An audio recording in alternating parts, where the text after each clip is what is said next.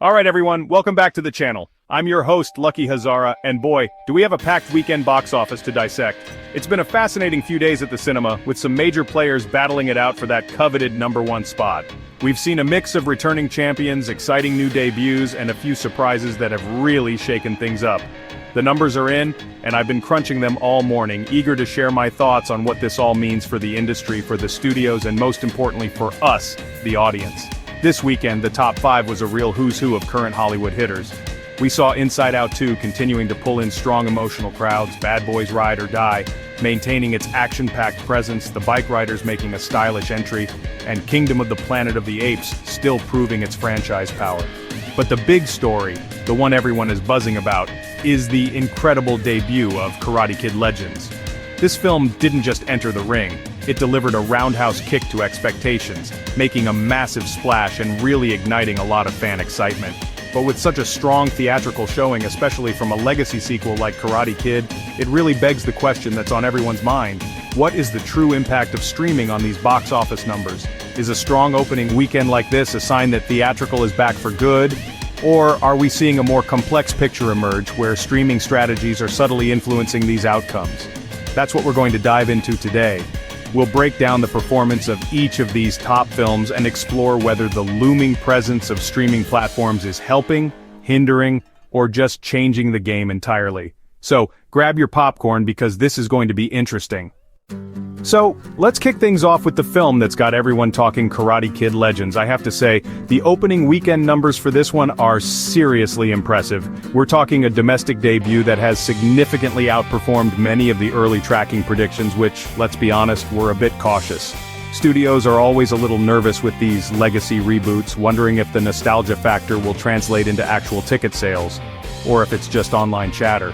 In this case, the audience showed up, and they showed up in droves.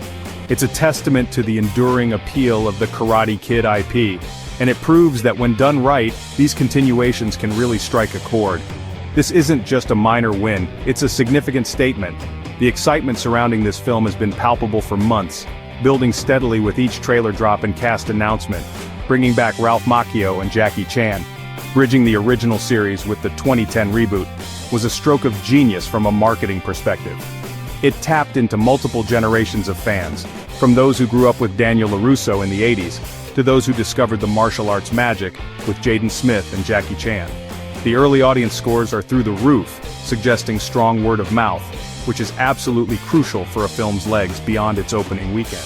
People aren't just going, they're loving it and telling their friends. That's the kind of organic buzz money can't always buy. What I think is particularly interesting here is how this film achieved such success. It wasn't just about nostalgia, it was about promising a new story while honoring the past. The Legends aspect, seeing these iconic characters team up, offered something fresh. The dynamic between Macchio and Chan, two very different mentors from the same universe, clearly resonated. The question now is, can it maintain this momentum? And more to the point of our overall discussion, how does a film like this, so rooted in a theatrical experience, navigate a landscape where a streaming release often feels inevitable? Does the promise of an eventual streaming debut diminish the urgency to see it in theaters, or does a hit like this prove the theatrical window is still king for event films? Moving on to number 2, or potentially number 1 depending on the final Sunday figures which are still trickling in, we have Disney Pixar's Inside Out 2.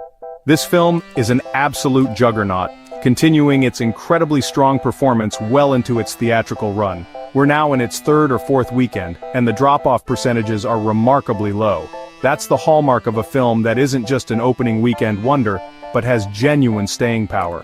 Families are still flocking to see it, and I'm hearing reports of repeat viewings, which is always a fantastic sign for the studio.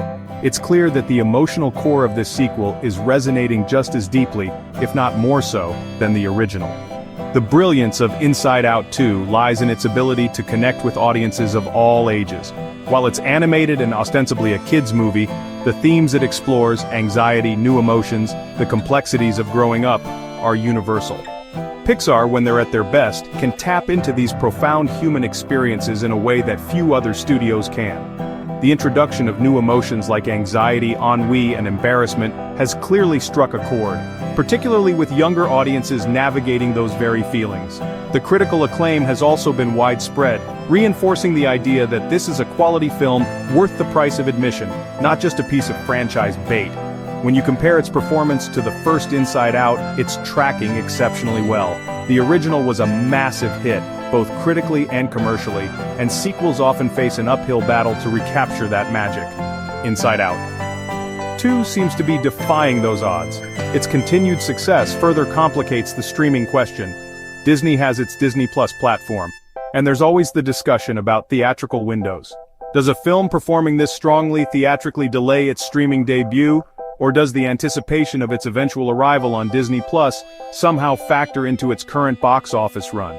It's a delicate balance studios are constantly trying to perfect, and Inside Out 2 is a prime case study. Now let's talk about Bad Boys Ride or Die.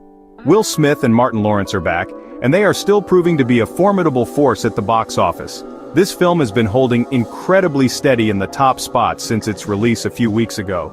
It's not showing the massive drops you sometimes see with action sequels after their opening weekend, which tells me that the core audience is satisfied, and the word of mouth is positive enough to keep drawing people in. It's currently sitting comfortably in the top 3 or 4, a testament to the enduring appeal of this franchise and the chemistry between its two leads. It's a known quantity, and in a crowded market, that reliability can be a huge asset.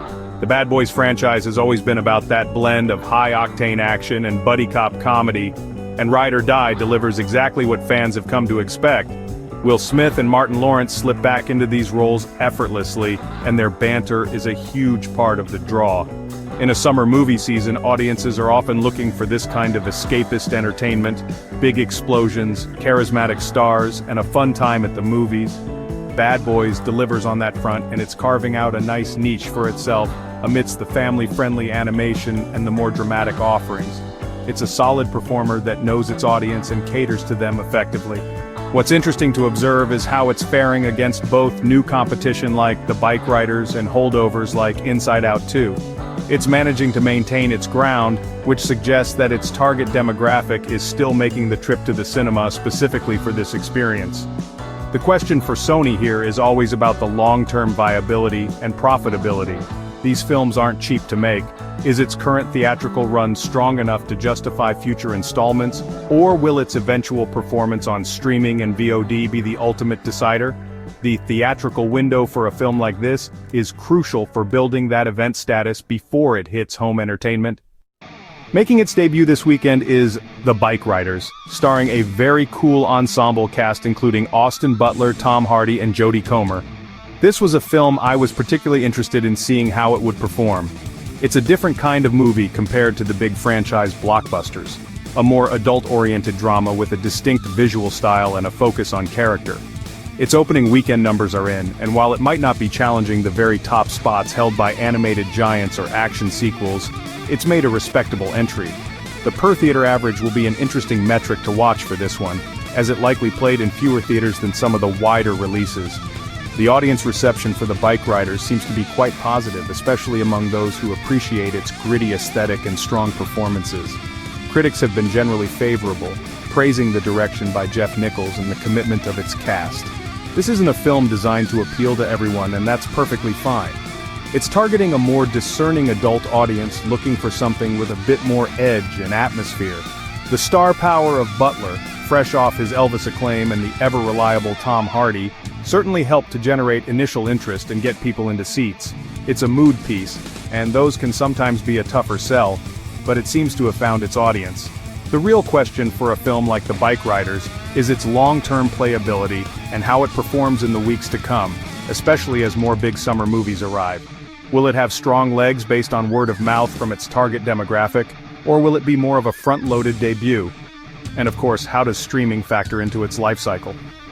A film like this could find a very healthy second life on a streaming platform, reaching viewers who might have missed it in theaters or prefer to watch more character-driven dramas at home. Its theatrical run helps build awareness and critical buzz, which can then translate into strong streaming numbers later on. It's a different kind of calculus than for a tentpole. And rounding out our top 5 discussion is Kingdom of the Planet of the Apes.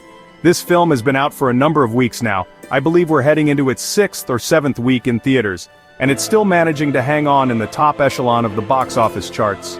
That's quite an achievement in today's fast-moving theatrical landscape.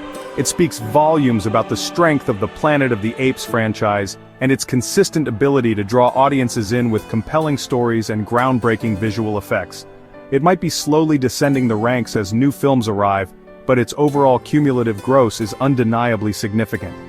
The legacy of this franchise is a powerful asset. Each new installment builds upon a rich mythology, and Kingdom successfully continued that tradition by introducing new characters and a new era, while still feeling connected to what came before. The visual effects, as always with these Apes films, are a major draw. The level of detail and realism in the ape characters is astounding, and truly showcases what can be achieved on the big screen. This is the kind of spectacle that benefits immensely from a theatrical viewing, and audiences have clearly recognized that. It's not just a movie, it's an immersive world.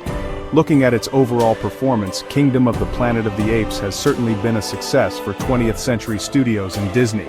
It's likely met or exceeded its financial targets, ensuring that this beloved franchise will continue to evolve. Its sustained presence in the top 5 for so long is a clear indicator that there's a consistent appetite for these types of large-scale, well-crafted blockbusters. And as we consider the streaming angle, a film like this, with its established fan base and impressive visuals, will also be a highly anticipated title when it eventually lands on Disney Plus or Hulu, further extending its reach and profitability for the studio. It's a win-win in many respects. So there you have it, a whirlwind tour of a very dynamic weekend at the box office. From the triumphant return of Karate Kid Legends to the continued dominance of Inside Out 2, the steady swagger of Bad Boys, the cool debut of the Bike Riders, and the enduring power of the Apes, there was truly something for everyone. It's fascinating to see how these different films are performing and what it signals about audience preferences and the health of the theatrical industry. Each movie tells a slightly different story, not just on screen, but in the box office numbers themselves. Now, I'm really keen to hear from all of you.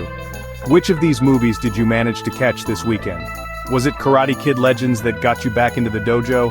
Or perhaps you took another emotional journey with Inside Out 2. Maybe you were riding with the Bad Boys or cruising with the Bike Riders. Or are you still marveling at the Kingdom of the Planet of the Apes? Let me know, down in the comments, which film was your favorite, what you thought of it, and if the allure of a future streaming release ever makes you reconsider a trip to the cinema. Your insights are always so valuable, and I love reading your perspectives. This whole discussion about theatrical versus streaming is ongoing and constantly evolving, and your real-world viewing habits are a huge part of that conversation. Don't forget to hit that like button if you enjoyed this breakdown, and definitely subscribe to the channel and ring that notification bell so you don't miss out on more box office updates, movie news, and deep dives. We've got a lot more to cover in the coming weeks. Thanks for watching, and I'll see you in the next video.